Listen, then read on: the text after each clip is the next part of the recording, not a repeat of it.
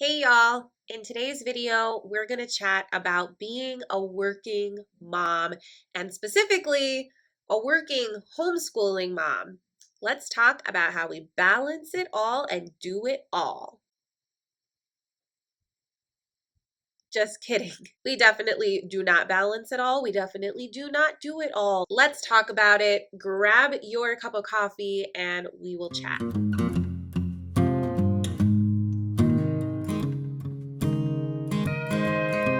All right, before we go any further, guys, welcome back. If you are new here, my name is Kaela. I am a second generation secular-ish homeschool mom to two girls who are currently in second grade and kindergarten. I'd love to connect and get to know you better. Drop a comment and introduce yourself. Make sure that you subscribe, turn on notifications, give this video a big thumbs up, and if you're on Instagram, come on over to my account and we can connect there too. I'm really excited about today's video. I'm also a little nervous and intimidated, and I'll tell you why. Today's video is a collab being hosted by Gina B Homeschool. If you don't know Gina already, I will link her YouTube channel and her Instagram down below.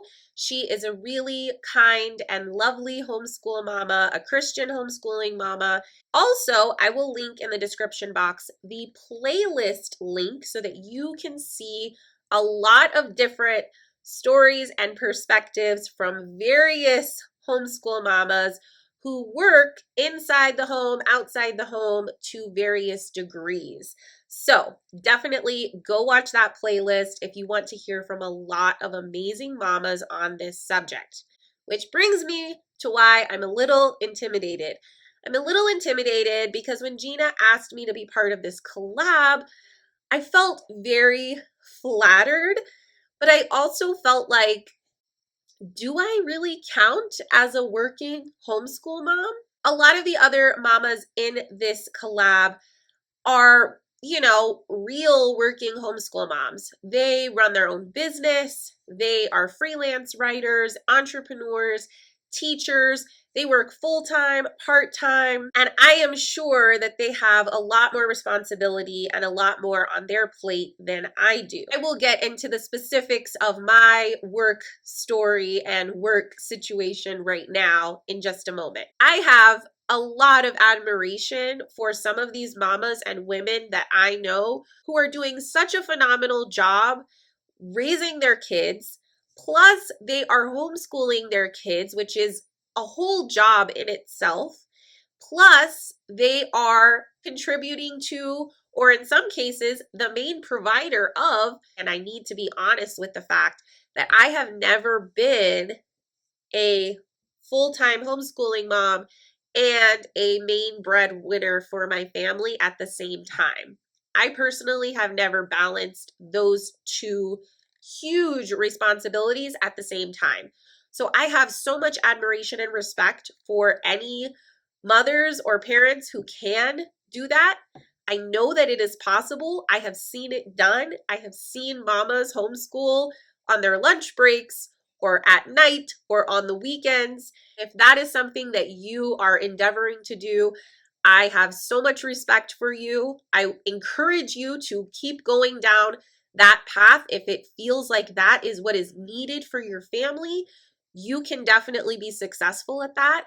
And again, check out the playlist because there might be some mamas and women who have really great tips and advice for you in that situation.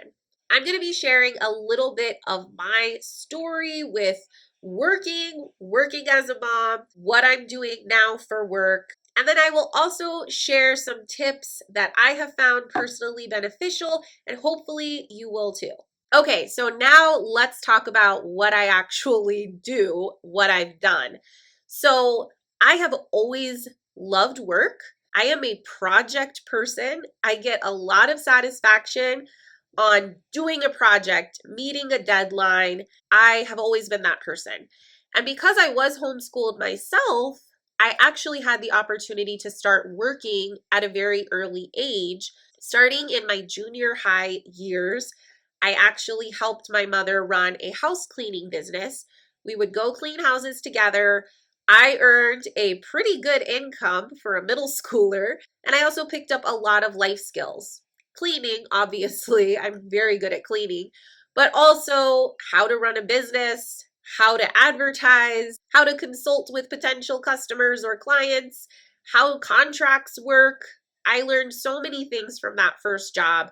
I continued to work part-time all throughout high school. I got married to my husband, who I had known my entire life, basically. Like, we don't remember actually meeting each other, but we think it was around the time that I was 8 years old. I got married to him shortly after graduating from high school. Neither of us finished college, and we both just worked. When I had my first daughter, I had been working up until that point, and my husband and I really looked at our situation, and we both came to the decision that we were able to have me stay at home full time and be a stay at home mom.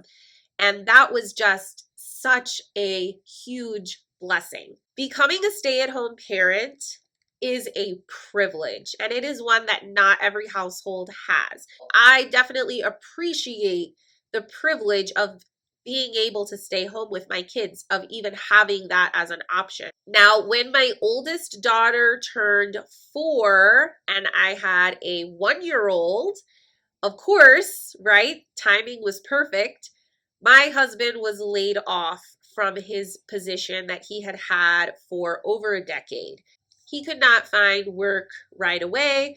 I also think that there was a lot of emotion to process for him after being there so long, being so dedicated, having relationships with the people there. I don't want to speak for him, but it was a very hard season for our family. For a whole year, a little bit more than a year, I did work full time outside of the home, and I was the main breadwinner, main provider for our family. Up until that point, I had already decided that we were going to homeschool our kiddos. They were still very young, obviously, and I wasn't doing any like formal preschool with my oldest daughter. We had been basically unschooling up until that point. We had done a lot of learning together and even maybe like formal learning together, but it had all been child led. So it wasn't really an issue for me to go to work full time because my husband was home with them. He was able to keep up that child led learning environment. And then I could even do a few things with my daughter when I got off of work. If she wanted to do a little bit more, I was able to do that with her. As my daughter got close to turning 5, I was seeing in her that she was really craving more structure. And there was a brief moment in time when we actually considered, is this going to work? Are we going to be able to actually continue living like this with me working full time, him at home? What will that mean for our daughter's education? We had spent most of our savings because he was out of work and because my earnings were less than what he had been earning previously. So then we were thinking, like, maybe we both need to work right now to be able to build up that savings and security again.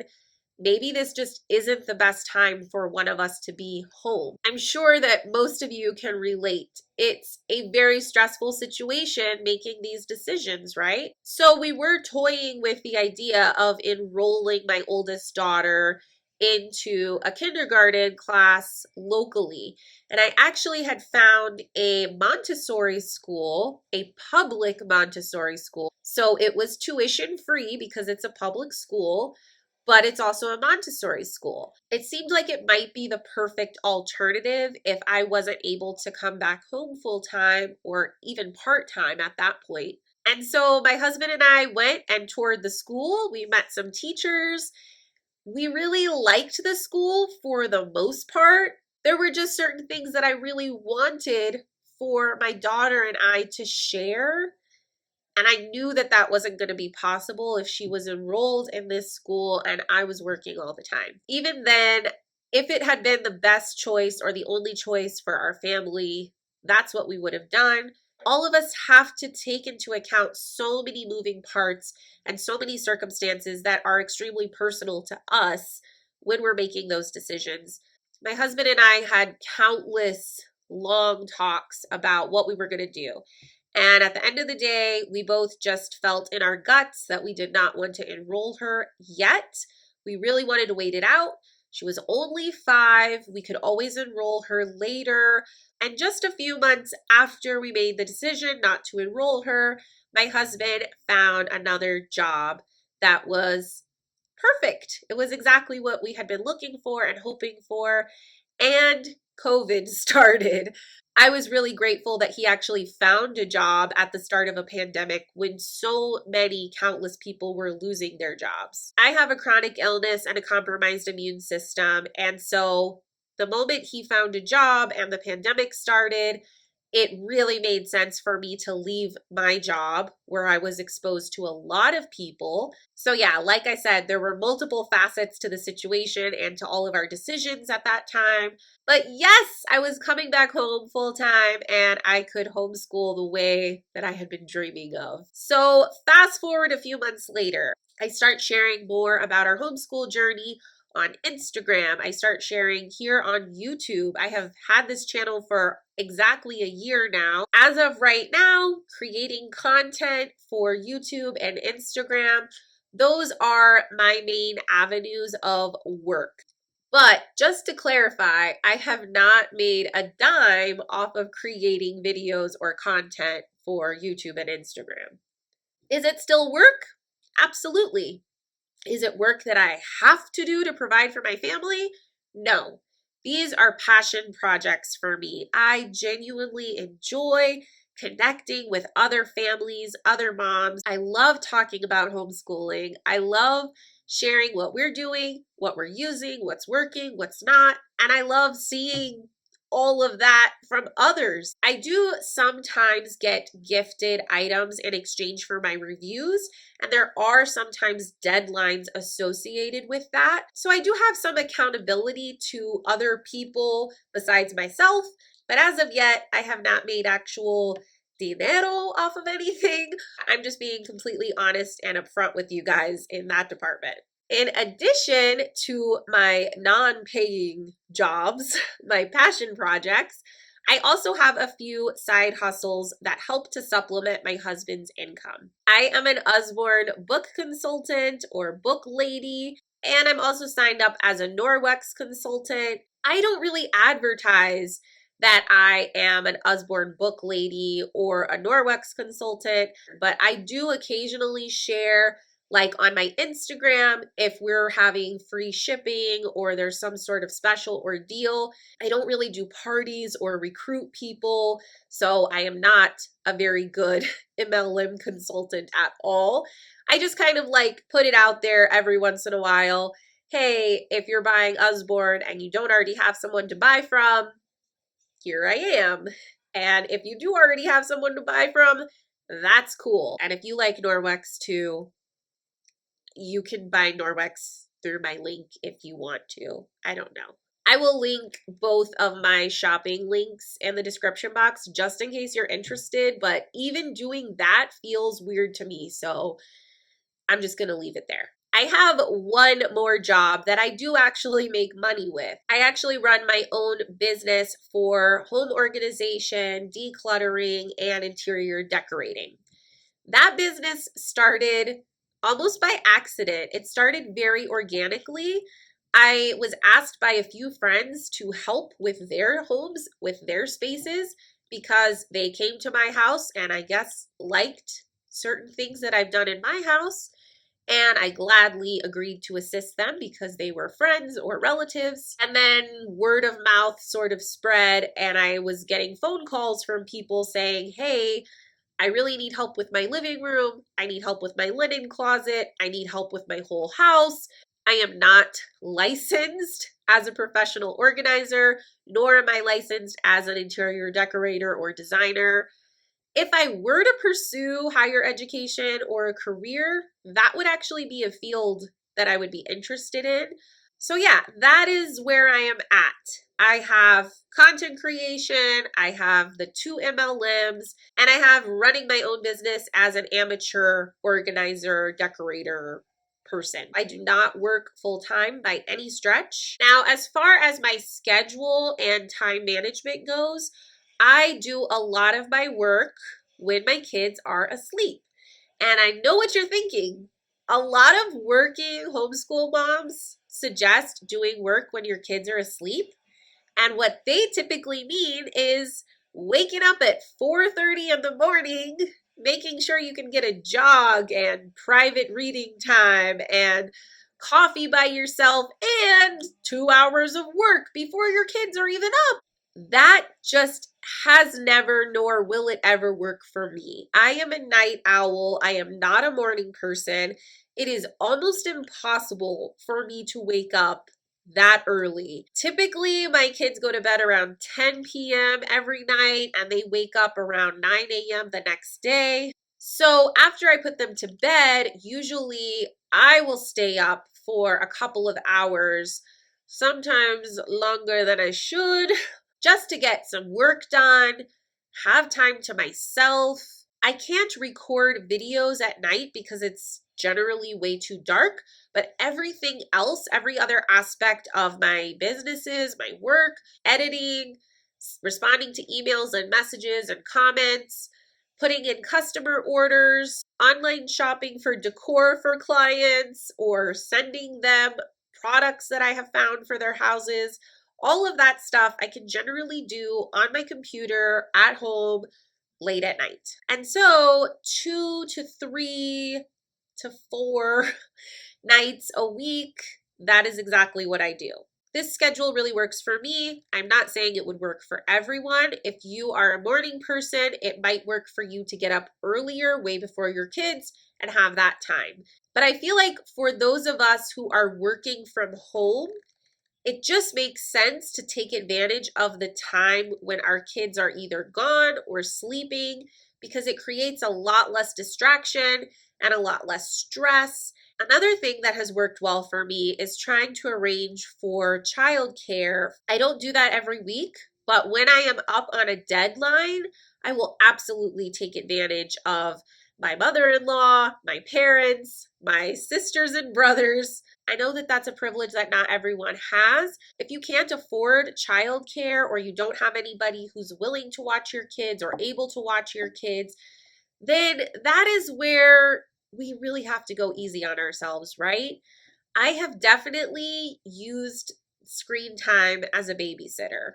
Please don't judge me. I'm already judging myself. It's not ideal, y'all. It is definitely not ideal. But if I really need to get some work done and I have no other option, I will put a movie on for my kids, or I will let them play educational games, because stuff needs to get done. And also, screens are not the enemy. Screen time can even be educational. And in most cases, in our house, we do seek out educational screen time. So I feel zero guilt about it. Another thing that I have done, and this really only works if your kids are a little bit older, early elementary at least, is I will accumulate some independent work that my kids can do so that I can get a little bit of work done during our normal homeschool hours. My kids really love workbooks and worksheets, and I take advantage of that. We love to pick up workbooks from the Target dollar spot. They're super cheap, obviously. They're also really colorful, bright, and most of the activities are very easy. They are labeled with an age range that they are appropriate for. And I have found huge success in just like ripping out a couple of pages of those, handing them to my kids. Also, in our curricula, if there's anything that they can do independently, even if it's like a coloring sheet, something simple, I will sort of like save those for the days when I really need them if I know that a day like that is coming up soon. I really try to only give myself 2 to 3 high priority tasks per day, things that absolutely have to get done. They are non-negotiable. And then if I get those 2 or 3 things done, I feel great. I feel fantastic. I know that I was successful in my day. I was productive. And if I get more things done off of my list for the overall week or month after I've already accomplished those main priorities, even better. And if I don't get to anything else besides those 2 or 3 things, that's okay because I did the essentials. I really hope you enjoyed this video. If you did, don't forget to give it a big thumbs up. Don't forget to check out that playlist. I will see y'all in the next one. Happy homeschooling.